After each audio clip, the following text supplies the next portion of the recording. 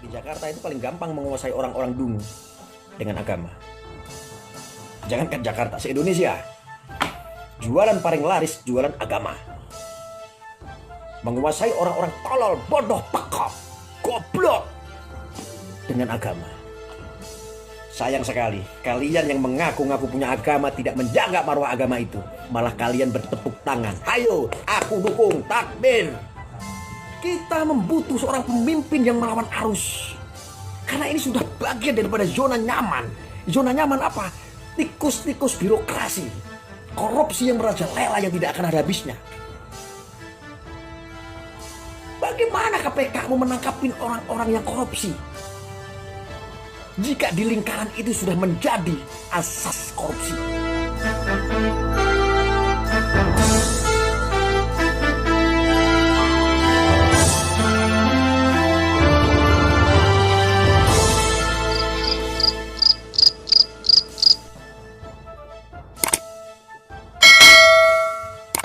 Tapi kamu tidak berpikir Ahok melawan arus. Kita membutuhkan seorang pemimpin yang berani melawan arus. Karena kita semua tahu arus korupsi, arus tikus-tikus birokrasi itu sudah mengakar dari dulu sampai sekarang. Kalau tidak ada yang melawan arus itu, kalau tidak ada yang keluar dari zona nyaman itu, mau negerimu ini mau jadi apa? Mau jadi udeng-udeng, teblek lincung. Mau jadi apa? Saya tanya sama Anda. Republik ini mau tanya. Mau jadi apa? Saya mau tanya. Kita membutuh seorang pemimpin yang melawan arus. Karena ini sudah bagian daripada zona nyaman. Zona nyaman apa? Tikus-tikus birokrasi. Korupsi yang merajalela yang tidak akan ada habisnya. Bagaimana KPK mau menangkapin orang-orang yang korupsi? Jika di lingkaran itu sudah menjadi asas korupsi. 10 orang korupsi, 1 orang tidak korupsi. Tidak akan bisa karena ini akan terbawa arus korupsi. Bagi-bagi kue. Kita butuh seorang pemimpin yang berani melawan arus. Walaupun itu dibenci sama umatnya sendiri. Walaupun itu dibenci sama siapapun itu. Sekarang kamu bisa jawab apa? Kamu tidak bisa jawab apa-apa. Apakah orang-orang yang bersorban itu bisa menutup diskotik? Apakah orang yang suka takbir itu menutup kali jodoh tempat pelacuran terbesar? Tempat transaksi narkoba, sabu-sabu, putau, inex. Apakah bisa menutup itu? Yang menutup tempat pelacuran itu hanya si kafir. Yang kamu bilang kafir, yang kata kamu bilang itu menistakan agama. Betul tidak? Ini fakta, saya bilang fakta. Siapa yang bisa? Ayo. Siapa yang mengingkari itu semua? Siapa yang membenarkan itu semua? Kalau kamu punya argumentasi sama saya, ini bukan masalah dia Islam, dia Nasrani, dia Cina, dia Indonesia. Kalau kamu bilang dia orang Cina, berarti betapa bodohnya kamu. Betapa dungunya kalian. Bagaimana kalian katakan itu orang Cina? KTP-nya Indonesia, lahir di Indonesia. Itulah butanya mata kalian. Buta mata, buta hati. Kamu tidak bisa membedakan antara orang sipit orang Indonesia dengan orang sipit Cina atau Tiongkok. Nggak bisa kalian membedakan itu.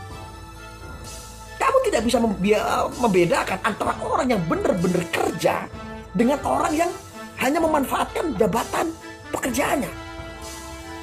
Ini fakta yang terjadi adalah di pemerintahan Ahok saat menjabat menjadi gubernur, tidak ada jam kerja itu molor.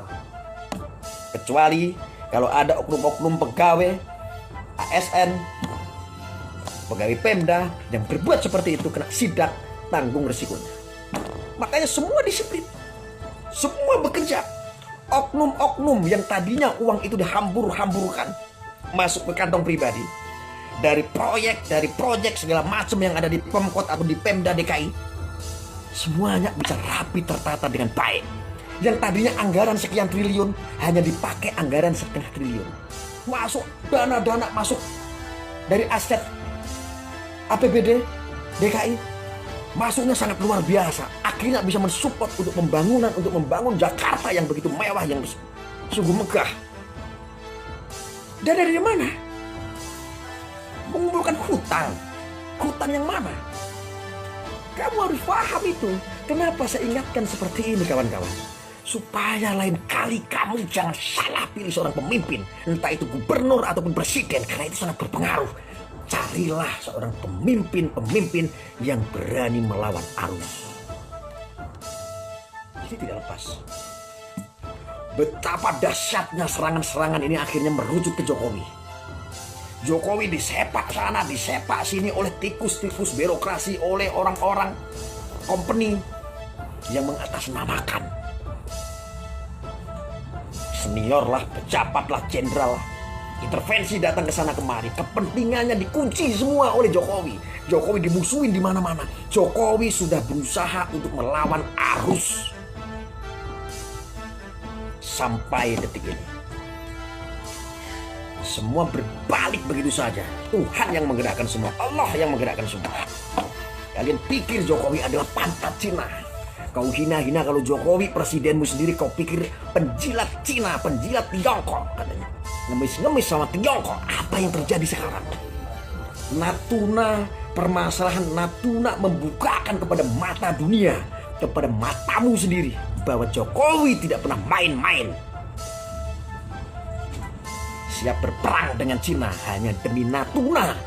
Bayangkan, hanya demi Natuna yang sebesar Korea. Hanya demi Natuna. Bagaimana kalau seandainya pulau yang lebih besar, Sumatera, Kalimantan, ataupun Pulau Jawa yang direbut oleh Cina? Itu hanya kecil masalah Natuna.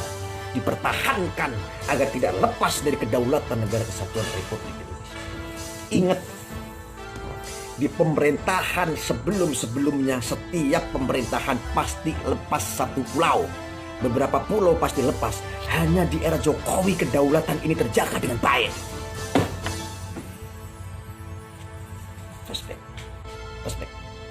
Flashback dulu. Benar tidak? Faktanya begitu tidak? Jangan lantas kalian itu terlalu kritis. Allah belum kasih rizki yang lebih buat kamu. Akhirnya kamu kritis, kamu membenci presidenmu, kamu salahkan ini, salahkan itu, sampai sendal jepit hilang pun kamu nyalin Jokowi. Kenapa bisa seperti itu? Bisa karena di DKI Jakarta maupun di luar DKI Jakarta, jika sudah didoktrin dengan orang-orang yang membungkus semua itu pakai agama, maka kalian disulap menjadi orang dungu.